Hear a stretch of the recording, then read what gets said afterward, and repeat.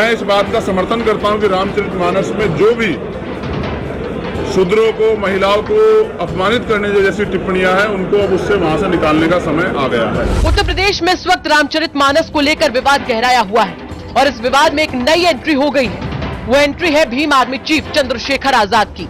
सपा नेता स्वयं प्रसाद मौर्य की टिप्पणी से उपजे विवाद के बाद अखिलेश यादव ने इसे शूद्र पॉलिटिक्स का रूप दे दिया था। इस विवाद में अब खुलकर चंद्रशेखर आजाद भी सामने आ गए हैं। रामचरितमानस की जिस चौपाई को लेकर विवाद हो रहा है, उसे लेकर चंद्रशेखर आजाद की भी टिप्पणी सामने आई है। आपको बता दें कि भीम आर्मी के संस्थापक और आजाद समाज पार्टी के राष्ट्रीय अध्यक्ष चंद्रशेखर आजाद शनिवार को मऊ पहुंचे थे, जहां वो द्वितीय अधिवक्ता सम्मेलन पूर्वी उत्तर प्रदेश के कार्यक्रम में शिरकत करने के लिए मऊ के एक प्लाजा में पहुंचे।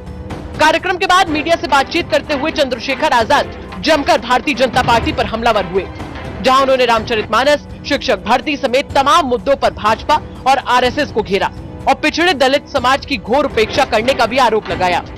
रामचरितमानस की चौपाई को लेकर चंद्रशेखर आजाद ने कहा कि उसमें शूद्र और महिलाओं के ऊपर जो अपमानित करने जैसी टिप्पणियां हैं, उनको बाहर निकालने का समय आ गया है और हमारा सबसे बड़ा धर्म ग्रंथ भारतीय संविधान है।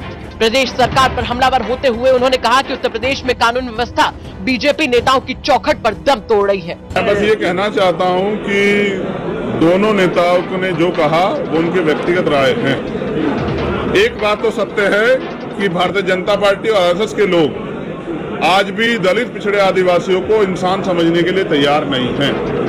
आज भी वो उनकी पार्टियों में भी जो दलित, पिछड़े आदिवासी, अल्पसंख्यक वर्ग के लोग हैं, उनको जातिगत टिप्पणी करके अपमानित करते हैं। इसके लिए बीजेपी को सोचना चाहिए और मैं इस बात का समर्थन करता हूं कि रामचरितमानस में जो भी शूद्रों को, महिलाओं को अपमानित करने जैसी टिप्पणियां हैं, उनको अब उससे वहां से निकालने का समय आ गया है।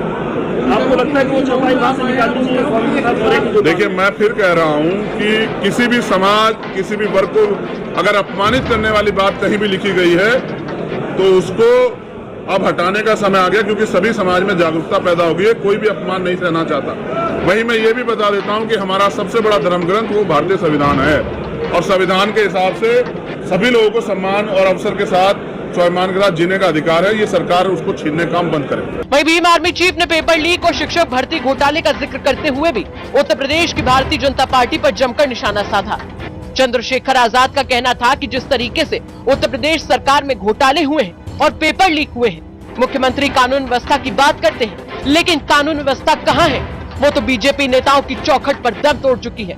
68,000 शिक्षक भर्ती में 20,000 पदों का घोटाला हुआ था।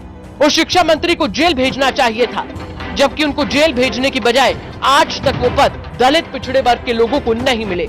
मुझे लगता है कि अब अधिकारों के विवाद पे ज्यादा चर्चा करनी चाहिए कि जिस तरह से भर्तियों में घोटाले उत्तर प्रदेश सरकार में हुए हैं, पेपर लीक होते हैं, मुख्यमंत्री कानून व्यवस्था की बात करते हैं। उत्तर प्रदेश में कानून व्यवस्था कहाँ है? वो तो बीजेपी नेताओं की चौखट पर दम तोड़ चुकी है। 68,000 की भर्ती में, शिक्षक भर्ती में 20,000 पदों घोटाला हुआ था। करना ये चाहिए था कि उस मंत्री, शिक्षा मंत्री को जेल भेजना चाहिए था, जबकि उनको जेल भेजने के बजाय आज तक वो पद जो है दलित, पिछड़े वर्ग को नहीं मिले। ये बड़े शर्म की बात है बीजेपी सरकार में ऐसा अन्याय जो दलित, पिछड़ों के साथ हो रहा है। जाहिर है कि सपा बसपा के बाद अब रामचरितमानस विवाद में भीम आर्मी चीफ चंद्रशेखर आजाद की भी एंट्री हो गई है, जिसके बाद ये कहना बिल्कुल भी गलत नहीं होगा कि मामला भी और ज्यादा गर्माएगा और यूपी में इस पर जमकर सियासत भी देखने को जरूर मिलेगी।